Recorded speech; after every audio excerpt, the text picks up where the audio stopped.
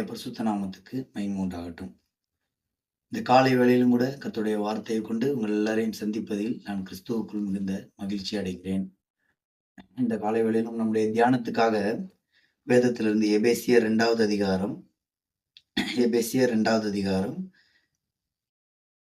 20, 21, 22 இந்த 3 வசனங்களை நாம் தியானிக்கலாம். எபேசியர் 2வது அதிகாரம் 20, 21, 22 வசனங்கள்.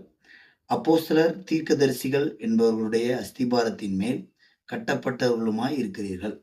அதற்கு இயேசு கிறிஸ்து தாமே மூலைக்கல்லாய் இருக்கிறார். அவர் மேல் மாளிகை முழுவதும் இசைவாய் இணைக்கப்பட்டு கர்த்தருக்குள் பரிசுத்த ஆலயமாக எழும்புகிறது.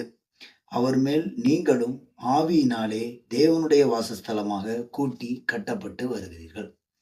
கர்த்தருடைய பரிசுத்த நாமத்துக்கு மகிமை உண்டாகட்டும்.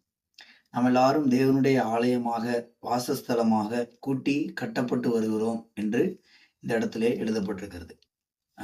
இன்றைக்கு அநேகர் நல்ல முதிர்ச்சி அடைந்த சில பாஸ்டர்ஸ் கூட இப்படி கட்டப்படுகிறது, ஆவியினால் நாம் ஒரு ஆலயமாக கட்டப்பட்டு வருகிறோம், நம்மை ஆண்டவர் ஒருங்கிணைத்து அப்போஸ்தலர், தீர்க்கதரிசிகள் என்றான் அந்த இடத்துல வைத்து நம்மளை கட்டி எழுப்பி வருகிறார் என்பதை அநேக ஊழியர்கள் கூட தெரிகிறதில்லை. அதை அவங்க கிண்டல் பண்றாங்க. நம்ம ஒரு பில்டிங்கா மாறுறோம், நம்ம ஒரு பில்டிங்கை கட்டப்படுறோம் அப்படிங்கிறத அதை எப்படி நம்ம எப்படி பில்டிங்கா மாற முடியும் அப்படிங்கிற மாதிரி அதை ஒரு நக்கலா பேசி சிரிக்கிறாங்க, அதை கிண்டல் பண்றாங்க. நம்ம பில்டிங் எல்லாம் மாற மாட்டோம், தெரிஞ்சுக்கோங்க அப்படி சொல்றாங்க. அப்படி இல்லை. இங்க வசனம் சொல்லுகிறது, நீங்களும் ஆவியினாலே தேவனுடைய வாசஸ்தலமாக கூட்டி கட்டப்பட்டு வருகிறீர்கள். ஆமென். அனுதினமும் ஆண்டவர் நம்மை கட்டுகிறார், நம்முடைய ஜீவியத்தை கட்டுகிறார், நம்முடைய வாழ்க்கையை கட்டுகிறார், நம்முடைய சுபாவத்தை கட்டுகிறார். ஒவ்வொரு நாளும் நம்ம எந்த இடத்துல இடிஞ்சிருக்கிறோம், எந்த இடத்துல நம்ம இடத்துல குறைவு இருக்கிறது என்கிறத காட்டி கொடுக்கிறார். அதன் பிரகாரமாக இடிந்த இடத்தை மறுபடியும் சீர்படுத்தி நம்மை ஒன்று சேர்த்து கட்டி எழுப்புகிறார். பாருங்க, மாளிகை முழுவதும் இசைவாய் இணைக்கப்பட்டு கர்த்தருக்குள் பரிசுத்த ஆலயமாக எழும்புகிறது. அப்ப மாளிகை முழுவதும் என்று சொல்லுகிறது, அது பரலோக ராஜ்யத்தை, புதிய எருசலேமை, சியோனை, அந்த புதிய எருசலேமாகிய பட்டணத்தை, எருசலேமும் சியோனும் இசைவினைப்பாய் இருக்கிறதான அந்த புதிய எருசலேமாகிய பட்டணத்தை காட்டுகிறது. மாளிகை முழுவதும் அந்த சியோன், அந்த எருசலேம் நகரம் முழுவதுமாக இசைவினைப்பாய் கட்டப்பட்டு வருகிறதான ஒரு நகரம். அது பரிசுத்த ஆலயமாக எழுப்பி கொண்டிருக்கிறது. எங்க? பரலோகத்துல. அப்போஸ்தலர், தீர்க்கதரிசிகள் என்பவருடைய அஸ்திபாரத்தின் மேல் நாம் கட்டப்பட வேண்டும்.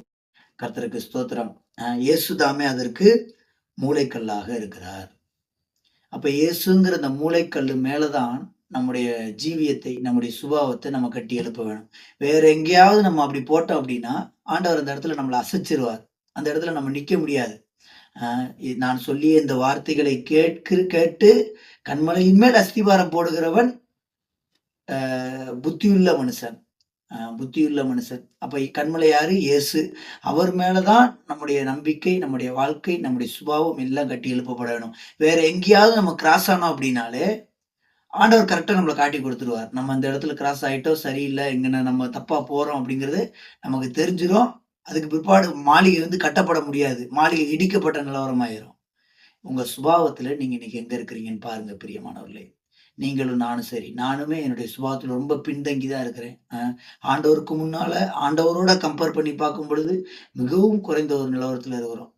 சுபாவத்துல நம்முடைய மாளிகை கட்டி எழுப்பப்படுதா? சுபாவத்துல, ஆவியில நம்முடைய மாளிகை கட்டி எழுப்பப்பட்டிருக்குதான் கேட்டீங்கன்னா, கட்டுறோம் இடியுது, கட்டுகிறோம் இடிகிறது, கட்டுகிறோம் இடிகிறது, இப்படியேதான் போய்கிட்டு இருக்குது.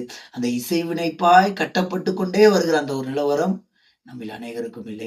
ஆண்டவர் அப்படிப்பட்ட ஒரு அனுபவத்தை நாம் வாஞ்சிப்போமாக. மாளிகை முழுவதுமாய் இசைவினைப்பாய் கட்டி எழுப்பக்கூடிய ஒருவர் இருக்கிறார். நீங்களும் ஆவியினாலே தேவனுடைய வாசஸ்தலமாக கூட்டி கட்டப்பட்டு வருகிறீர்கள். நிச்சயமாகவே இந்த கூட்டி கட்டப்பட்டு வருகிறதான நம்முடைய சுபாவம் என்கிறதான, ஆவிக்குரிய ஜீவியம் என்கிறதான இந்த மாளிகை சீக்கிரத்துல ஒரு முடிவுக்கு வரும். அந்த நேரத்துல இயேசு வெளிப்படுவார். அப்ப என்னைக்கு வரும் அப்படிங்கிற ஒரு கேள்வி அநேகருக்கும் உண்டு. அப்ப என்னைக்கு தான் இயேசு வெளிப்படுவார்? அப்ப இத கட்டிக்கிட்டே இருப்பாரா? அப்படிலாம் சொல்லி கேட்குறாங்க. ஊழியக்காரங்களே என்கிட்ட கேட்டுருக்கிறாங்க. அப்ப இத கட்டிக்கிட்டே இருப்பாரா? அப்படி இல்ல. ஒவ்வொருடைய ஜீவியத்தையும் ஒவ்வொரு காலத்துல ஆண்டவர் கட்டி முடிக்கும் பொழுது அவர்களை சேர்த்துக் கொள்கிறார். அந்த கர்த்தர் சீயோனை கட்டி தமது மகிமையில் வெளிப்படுவார் என்று சொல்லப்பட்டிருக்கிறது. நிச்சயமாகவே உங்களுடைய என்னுடைய சுபாவமும் ஆண்டவருக்கு ஏற்ற விதத்துல கட்டி எழுப்பப்பட்டு சீக்கிரத்துல நம்முடைய இயேசு வரும்பொழுது நிச்சயமாய் அவரை நாம் சந்திக்க நமக்கு உதவி செய்வார். Praise the Lord.